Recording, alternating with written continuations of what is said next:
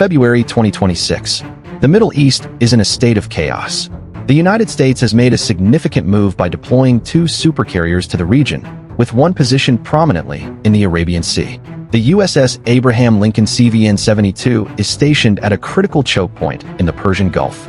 Sitting atop its deck are a squadron of F-35C Lightning II stealth fighters, supported by a fleet of Super Hornets.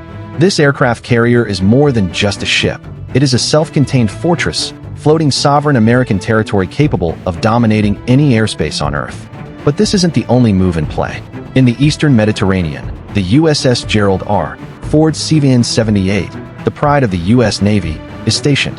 This colossal ship, weighing in at 100,000 tons, is powered by nuclear energy, making it the most expensive war machine ever built at a staggering $13 billion. It is the embodiment of American engineering at its peak, a mechanical marvel designed to project American power across the globe. Yet, despite all of this power, there is a serious flaw in the Ford's position. The aircraft carrier is stationed far from the coast to avoid Iranian ballistic missile threats. This is a clever tactical decision, but distance creates a dilemma.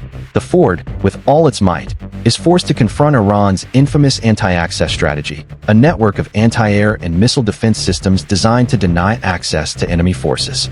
Iran's Bavar 373 and S-300 PMU-2 radar systems are already operational, scanning the skies with electromagnetic waves, creating an impenetrable radar wall.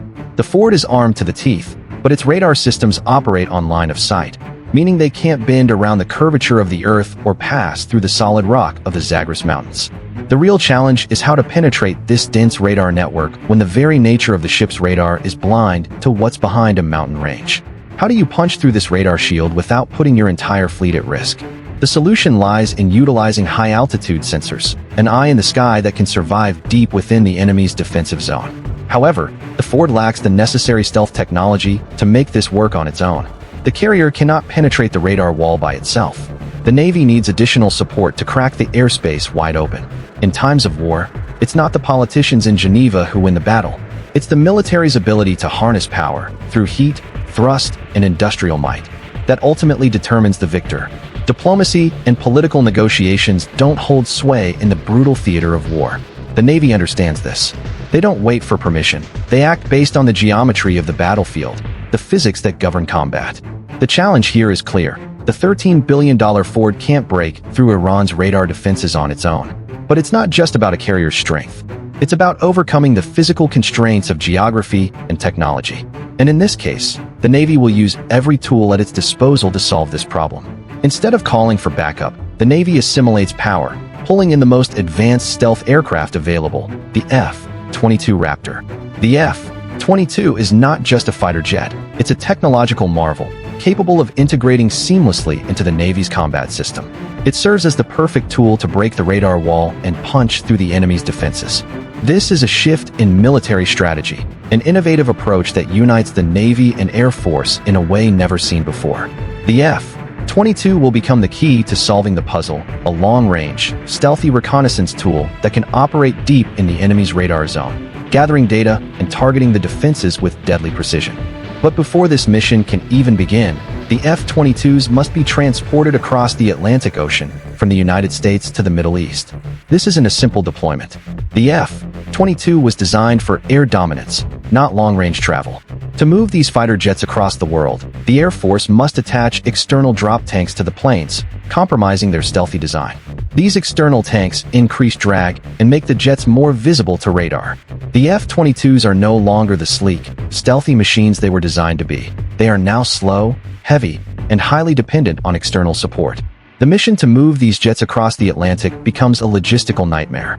The first launch attempts from the East Coast are scrubbed, not because of pilot error, but because of technical issues with the support aircraft.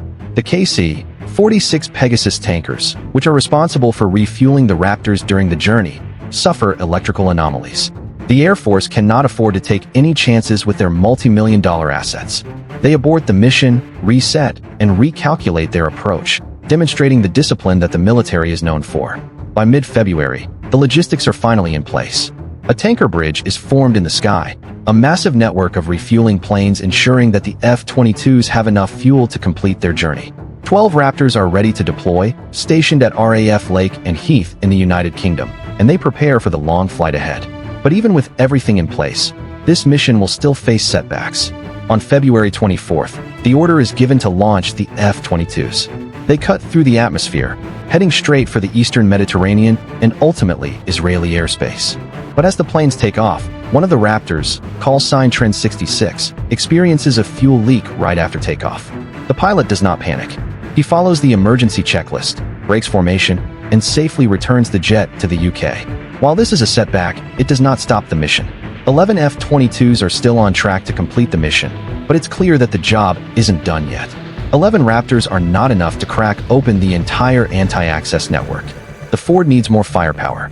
A second wave of F-22s is quickly dispatched, bringing the total number of Raptors in Israel up to 24. This is a logistical triumph, requiring more tankers and refueling missions to ensure that the Raptors have enough fuel to reach their destination. The coordination between the Air Force and the Navy is incredible, demonstrating the power of military logistics and the discipline required to execute such a complex operation. The logistical challenge is immense, but the Air Force has overcome it, and now the F-22s are in position to deliver their devastating payload.